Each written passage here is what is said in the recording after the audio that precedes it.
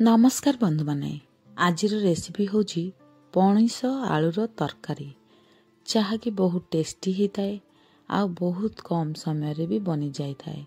थरे एमिति ट्राए करंतु बहुत टेस्टी लागिबो।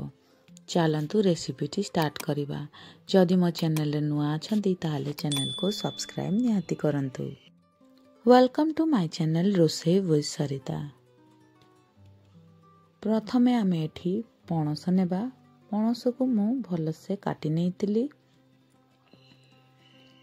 2टी मीडियम साइज रो आलू चांची की नेछि। गोटे प्रेशर कुकर रे प्रथमे आमे पणस को पकई देबा। सेथिरे काटी रखिथिबा आलू को भी पकई देबा। पानी आ आधा चामच लूण दे आमे याहाकू गोटे सीटी आसिला पर्यंत सिझेई नेबा। एठी गोटे सीटी आसिला परे प्रेशर कुकर को बाहर करि नेबा। देखंतु एठी सिझी जाइछि, बाहर करि नेबा। आपण चाहिले याहाकू फ्राई करिकि भी नै पारिबे। गोटे पैन रे प्रथमे आमे तेल देबा। तेल भल से गरम होला पर सेतिरे पणस को पकई देबा। दुई साइड को आमे पूरा क्रिस्पी होला पर्यंत फ्राई करि नेबा। एठी भल से फ्राई हे गलानी। पणस को बाहर करि नेबा।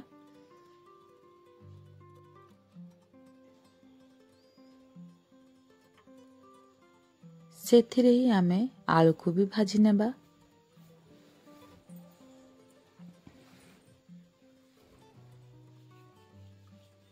अल्प भाजी होला परे बाहर करि नेबा।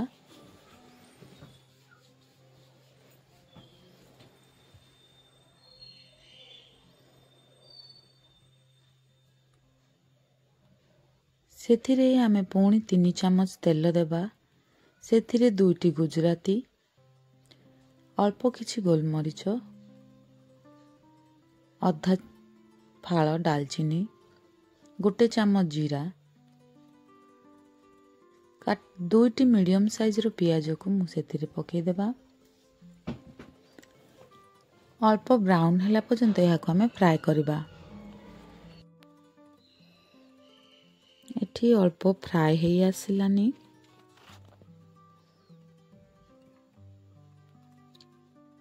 सेथिरे हमें गोटे चामच अदा रसुण पेस्ट को देबा।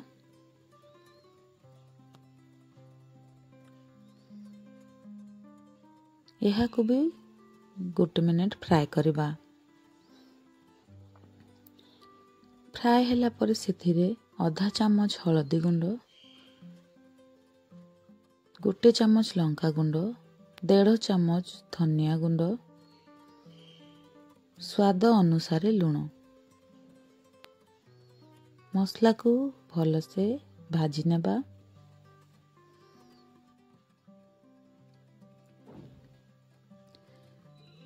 एठी भाजी होला परे सेथिरे 2टी मीडियम साइज रो टमाटो को पकई देबा।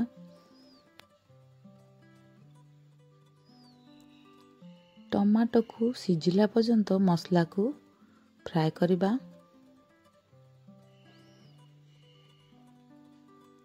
एठी टमाटो भी भल से सिझी हे आसिलानी।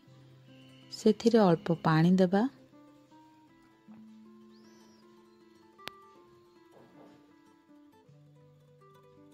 मसला भल से सिझी हे आसिले सेथिरे आलू को पकई देबा।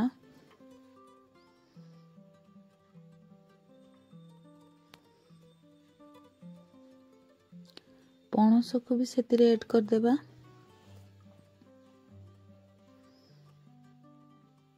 मिक्स करके सेथिरे हमें गोटे कप पानी ऐड करिबा।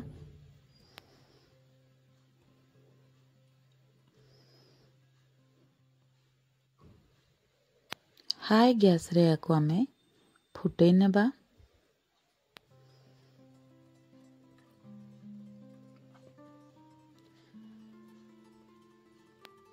एठी बाहर करके सेतिरे हमें अल्प किछि धनिया पत्र,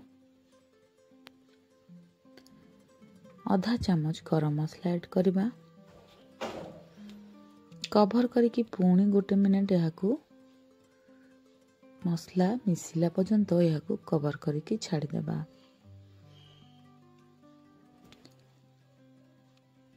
ଏଠି ହେଇ ଆସିଲା ପଣସ ଆଳୁର ତରକାରୀ। ଆଜିର ରେସିପିଟି କେମିତି ଲାଗିଲା ନିହାତି